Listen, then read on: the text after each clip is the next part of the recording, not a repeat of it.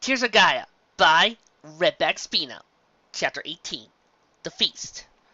Oh, by the six, my legs are stiff. Why did I think I could dance? Sarswell groaned as he slumped out of his bed. He held a hoof to his eyes. Shielding from the sunlight was poured through his bedside window.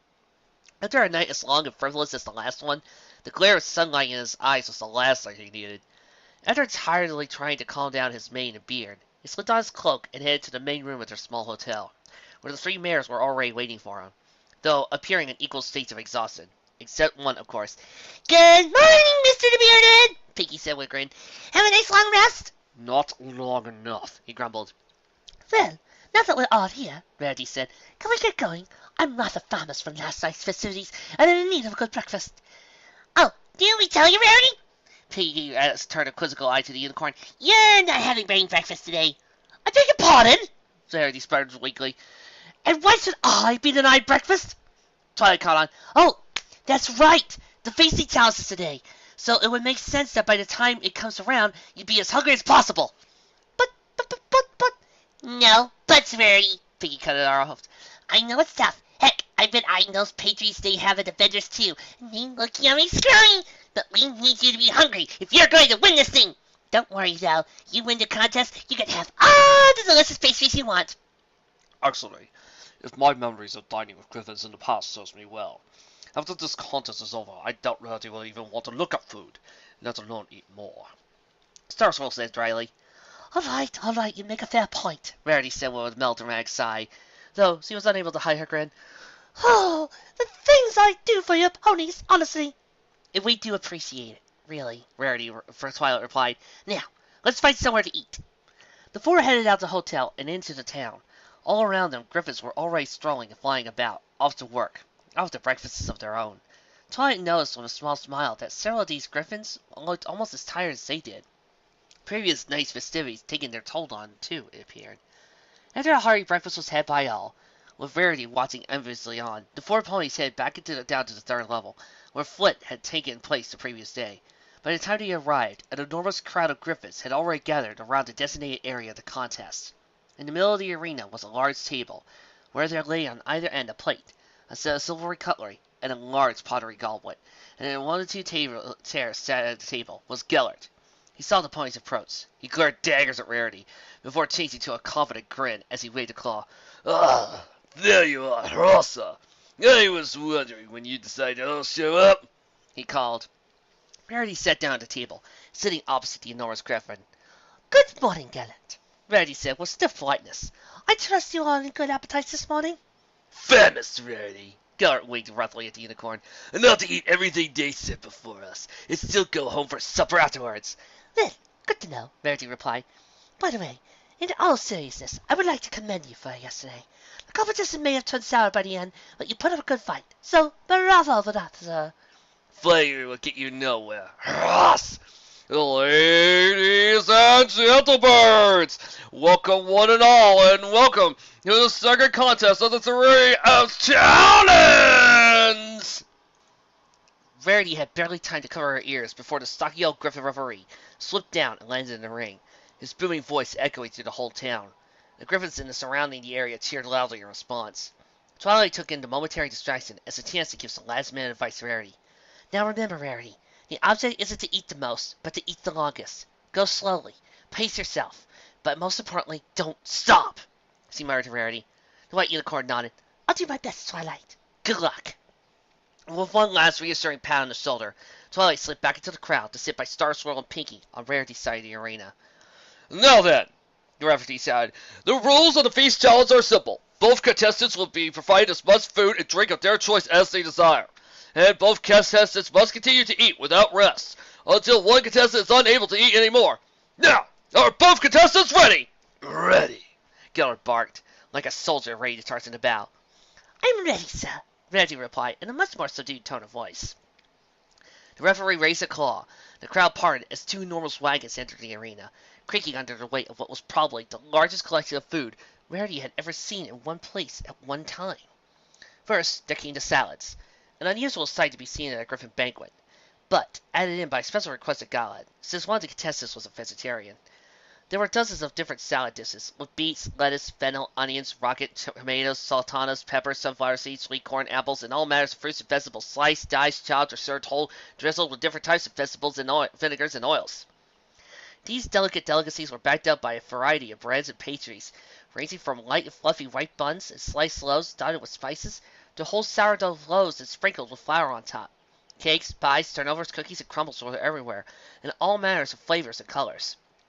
And among them there were also several huge wheels of cheese, soft white cheeses, crumbly cheeses dotted with spices, Gouda, yellow cheddar, tainted Parmesan, and even a wheel of squishy camembert, threatening to ooze right off his plate.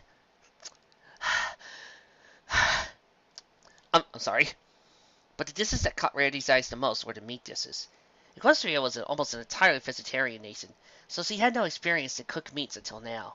And now, despite the knowledge that these dishes were made of chopped up dead animals, she had to admit they did smell good. Sliced legs of breast of chicken, turkey, and duck, game pies dripping with gravy, medium rare steaks, and legs of sliced ham, heaps of jerked beef, sprinkled with spices and pepper, and even a few fried fish were dotted along the table, laid out in long dishes surrounded by chips and sliced wedge slices. And finally, to top out this display of delicate deliciousness were the drinks. Kegs of beer, jugs and bottles filled with many different wines, pitchers of cold fruit juices and water, and even a pot of breast-brewed coffee. And that was just the first wagon. Let the feasting begin! The referee stepped aside as several griffins, dressed in aprons, began setting dishes on the table. Here up, boys! Best beer you got! Geller said, holding out the goblin. Dig in, Rarity! I hope it's up to your high standards. It will suffice, She replied, raising her goblet. A spot of orange juice, please, with ice if you have any. Her server nodded and hurried off to fetch the drink. While she waited, Rarity began levitating food onto her plate, starting with a portion of salad and a few slices of bread. She eagerly dug into the salad, but did her best to hold herself back and pace herself, thoroughly chewing each mouthful before swallowing and washing it down with her drink. Gellert, meanwhile, piled his plate high with a loaf of sourdough, a few wedges of Gouda, and the majority of the beef jerky, sticking it together in some bizarrely shaped sandwich. As he tore chunks of the sandwich apart with his beak, he called across the table, Ha! Nibble and hearse away, hoss, and let a true general show how it's done.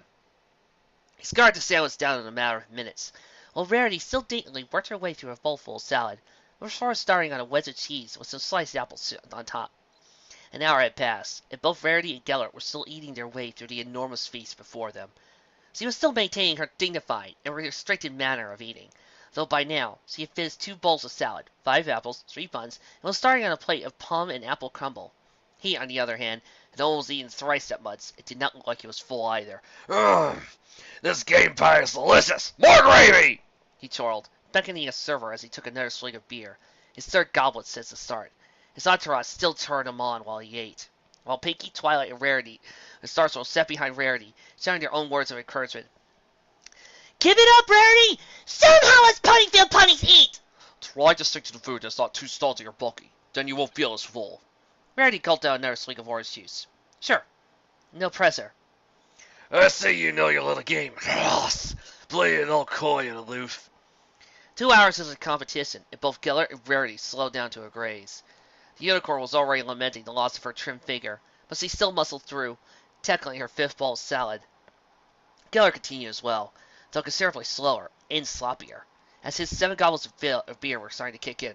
Well, 2 can play at that game.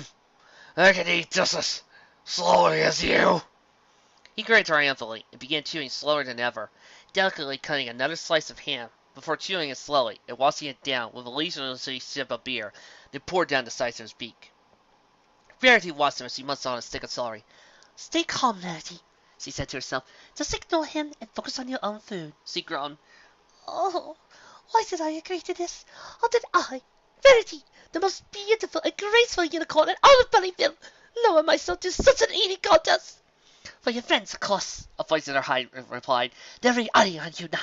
If you don't beat this griffin at his own games, there's a chance you might never see Fluttershy, Applejack, or Rainbow Dash ever again. She sighed inwardly.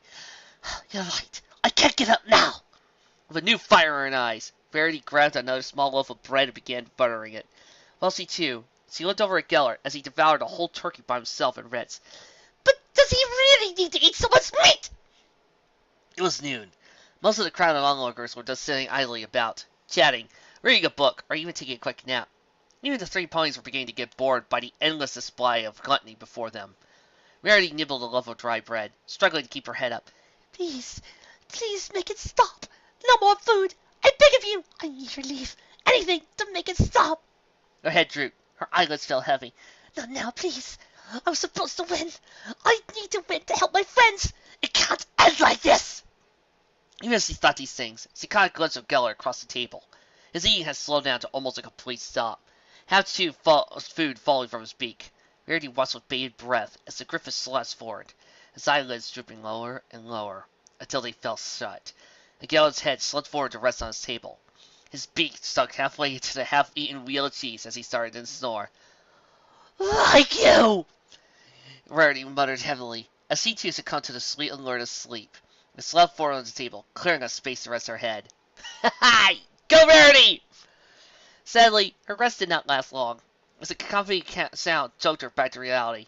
Through blurry, sleeping eyes, as she saw the referee flying into the air above the table, shouting his booming voice, And the contest is over! The crowd cheered and clapped, their attention returning to the challenge and its result. A louder cheer was raised as the referee proclaimed, After deliberation with the servers, I declare, Rarity the Unicorn is the winner! They then continued to prattle on about the details of the victory. How since Rarity was still chewing when Geller fell asleep, she had won by the rules, as set down by Geller himself, and calling on the servers as witnesses. But all that was lost on Rarity, as it was descended upon by her 3 friends. Rarity! That was amazing! Twilight shouted. I would never have held out for that long. Pinky held her up in a rib-crunching hug. Wowee! That was awesome! Indeed it was, Rarity. You are a worthy victor. Sarswell added. You mean I'm a bit out in wreck? Rarity replied, trying to get up, but finding no balance with her considerably larger belly. I think even my horse got fatter. You're right, Sarswell. I think I've had quite enough food for a couple of days. Somebody please get all that food out of my sight! With pleasure! You need no second begging. Pinkie Pie leapt at the table, making a beeline straight for desserts, hovering up whatever remained. A few good griffins watched her devouring the leftovers of the contest, as Rarity was hoisted and helped away from the table. Gellert was a bit more difficult, however. No amount of pushing, nudging could awake him. So his crony simply picked him up and airlifted him back toward the keep, the wheel of cheese still implanted on his beak. Defeated. The first thing Fluttershy became aware of was a strange warmth, something resting against her side. She opened her eyes, squinting in the bright morning sunlight, as it glinted off the silvery tree trunks. The forest was silent and still, almost eerily so. Rolling over her side, she saw the source of warmth she felt, and quickly shuffled back, blushing profusely. For right by her side, brightly held up against her, was Yarrow. Oh, my. She stammered to herself. How did we... Oh, that's right. Still, slightly dazed from her sleep, it was only after a moment of confusion that her memories of the previous night returned. So, that wasn't a dream, she thought. We went for a walk in the woods. We came to this old ruin and he sang for me. Her blushing only grew as he remembered the sound of his voice echoing through the trees as he sang. It was such a lovely sound. He just sounded so sweet. And then we went to sleep. She squeaked in embarrassment as he remembered. I came really close to him. I practically nuzzled him. Stupid Fluttershy. Stupid. Who knows what he's going to think of you now? What, was I too forward? But she looked down at the deer, still fast asleep beside her. She couldn't help but smile. Who knows? Maybe he feels this way too. I hope he does, she mused. I hope he feels the same way about me too. As she got up, she nuzzled him slightly. He grunted his sleep. His eyes flickered open, and he looked up at Fluttershy. Good morning, Fluttershy. Good morning, Yarrow, Fluttershy whispered, still slightly nervous about the whole situation. I trust you slept well. I know the forest can get a little chilly at night, he said. Fluttershy nodded, hiding her face. Oh, no. I was fine. It was quite warm, actually. So were her mind. She knew exactly why this was the case. Well, we should probably head back to our stair, Yarrow replied. We don't want your friends worrying about us. Good idea, Fluttershy said. Yarrow held out his hoof, ready to teleport them through the forest. Fluttershy wrapped a foreleg around his, grinning bashfully at him. Yarrow did his best to hide the blush that was springing up on his face, but no avail as Fluttershy giggled at the sight. What? What's so funny? The deer asked. Fluttershy replied, Sorry, it's just like you look kind of funny when you blush like that. I mean, I'm not saying you could look funny or anything, but because that would be mean. But I mean, it's kind of funny to see you're blushing like this. I mean, oh dear. Yarrow raised an eyebrow as he saw a distinct pink flush on the pony's cheeks. Don't laugh too soon, Fluttershy. I could see you're blushing as well. She squeaked and hid behind her mane. Oh gosh, you can't. I'm sorry, I'm not usually like this. Just what, Fluttershy? Yarrow asked apprehensively. Fluttershy looked back at Yarrow's face, her gaze drawn to her gentle, emerald green eyes. I guess I just feel sort of happy around you. Sort of safe. She closed her eyes and lowered her head. Her bashfulness gained the better of her once more. There, I said it, she said aloud in her mind. Please don't be scared. Please don't hate me. Please don't hate me. Really? She nodded, still unable to look back at him. Well, that's because, to be honest with you, Fluttershy, I do feel kind of the same way. About you, I mean. Wait, what? She looked back at him and saw that he was blushing more than ever, staying nervously at the ground and pawing at the ground with his forehoof. Is he really? Does he? Her thoughts were interrupted as Sierra hastily cleared her throat. We should get going, then. Oh, yes, we should. Fluttershy replied. Yarrow held his foreleg once again, and Fluttershy wrapped her foreleg around his, standing ever so slightly closer to him than she had been yesterday, before giving him a little smile. He smiled back. His horns began to glow as the teleportation spell charged up. But when his horns faded, Yarrow's ears pricked up, swiveling and twisting as his smile was swiftly replaced by a worried frown. Yarrow, Fluttershy said, is there something wrong? He let go of her hoof and walked a few paces toward the edge of the forest. Something's there. She moved beside him, staring through the few trees of any sign of movement, but all seemed quiet throughout the forest. Then they both saw it, a faint glow of light from beyond the forest, glowing brighter and larger with every second, as if it were coming closer. Run! Yarrow turned on his back close, leading the way off the ruin and sprinting into the undergrowth, as through the cavity before them there came a roaring sound of what looked like a gargantuan black fireball that crashed through the trees, before exploding on the store ruin where the two had been standing mere seconds ago. The black fire spread through and lit at the trees, bushes around, engulfing the clearing in flames. Fluttershy and Yarrow turned tail and swiftly fled back down the path toward the center of Servatus. What was that? Fluttershy screamed as they ran. Yarrow splintered ahead slightly. I'm not sure, but I have a hunch. We have to get back to Ostera as soon as possible. They need to know about this. While they ran, yet another enormous black fireball careened out of the sky, smashed into the trees less than 50 feet away. Behind them, they could hear the sound of bestial roaring and snarling, the crunch of plants and branches breaking under the feet and hooves of the hundreds of creatures. I think this is it, Yarrow said, panting from the run as they came to a quick stop. The Father will finally make their move against us. Fluttershy, hold on to me! The Pegasus ignored his outstretched foreleg and wrapped the forelegs around his waist, gripping him as tightly as he could. Hastily charging up his spell, he raised his simmering antlers up into too fast. Moments later, one of the massive trees fell down with a sickening, groaning, smashing sound right where they stood. Around the fallen tree there swarmed dozens of white-legged soldiers, some decked in armor, some dressed simply in cloaks and tunics, but all armed to the teeth and thirsty for blood. Dosso fought down into the fallen trunk, and watched impassively as the soldiers stormed the forest. Morgoth carried up to stand beside him. An impressive start, Juslatha, Morgoth said as he observed the cards. but how long can you keep these movements up? Long enough, Morgoth, He replied. As soon as we have a strong foothold, it's just a matter of pushing. Your spellcasters did a good job, by the way. Those fireballs have cleared the way quite well. Morgoth grudgingly bowed. Thank you, sir. But their method will soon to be tested when we reach the first strongholds.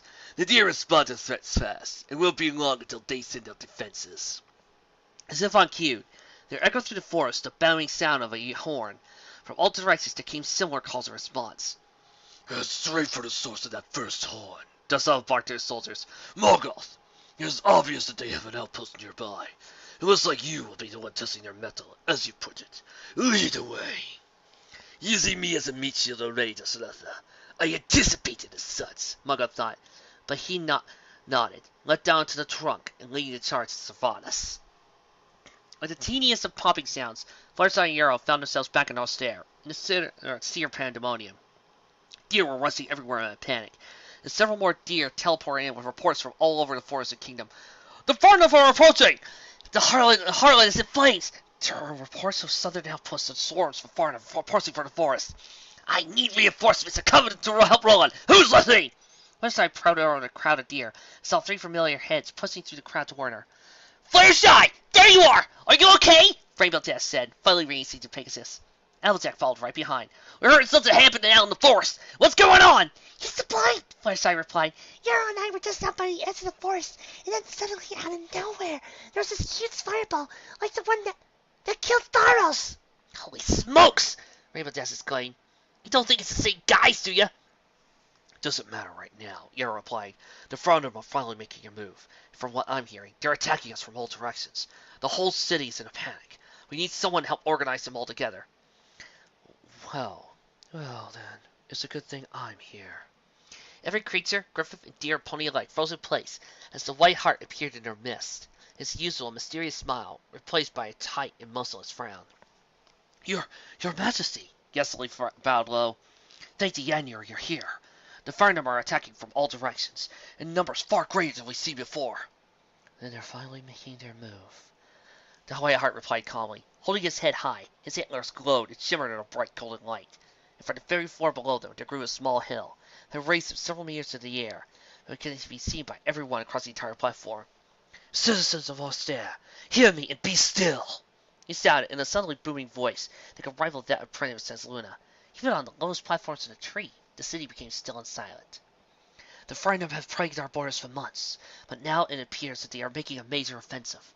In a calm, orderly manner, please, everyone, make their way to the gathering points and teleport to their designated havens at once. These monsters must not be allowed to reach beyond the defenses of the Havering. From across the entire city, there came a resounding reply of, "Hear on!" And the deer folk sprang into action. Hundreds of deer gathered on enormous flat platforms midway up the trunk of the colossal tree, where they could vanish en masse, and to reappear on one of the 4 havens surrounding Austere. What about us, Your Majesty? Rainbow Dash asked the White Heart. We can't just stand by while there's an invasion going on! The enormous deer nodded. Normally, I would insist you stay here and keep safe and hidden. But if what I've heard of the size of this invasion army is true, we need all the help we can get. I can take care of them, Your Majesty, Yarrow said, stepping forward. They could join me in my force. Very well, then. Take care of them, Yarrow. He bowed low, looking back to Fluttershy, who looked nervously back to him. I will, Your Majesty, I promise. Good. Now go, I said, hurrying toward one of the mustering platforms. What? Applejack cried. Your Majesty, where are you going? The white stag turned to look back at her, his face showing nothing but grim determination. I am going to join my people in the battle. Never let it be said that the White Heart does not fight his own wars. Now, come quickly!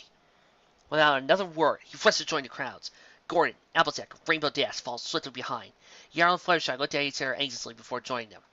Truly, the battle to save Cervantes had begun.